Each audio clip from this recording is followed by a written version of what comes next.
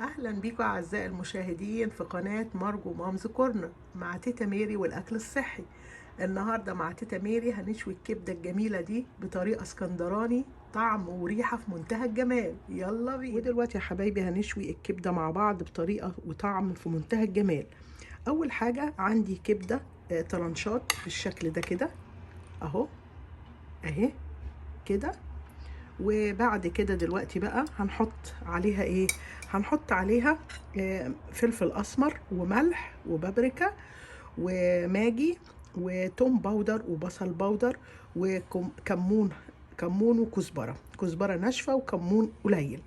البهارات الجميله دي كلها هنعملها كده وهنحطها على الكبده،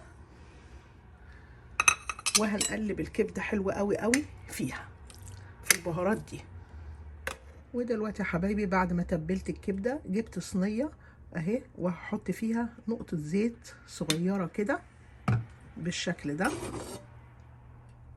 اهو، وهسخن الزيت حلو قوي.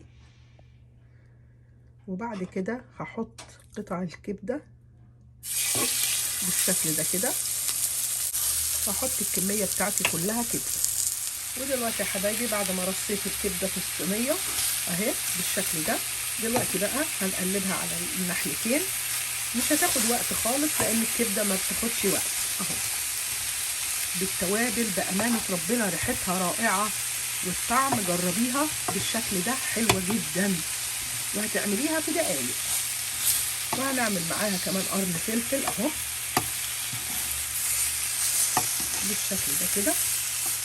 احلى واطعم كبده هتاكليها كبده مشويه اهو. هي كده خلاص، هنقلبها كده تقليبه كده على الناحيتين وخلاص هنطلعها. واهو يا حبايبي ده الشكل النهائي للكبده اهو، بعد ما عملناها شويناها بالشكل ده اهو كده. وهنحط في طبق التقديم اهو، هنحط الكميه كلها. واهو يا حبايبي ده الشكل النهائي للكبده اللي شويناها مع بعض، وبألف هنا. باي باي.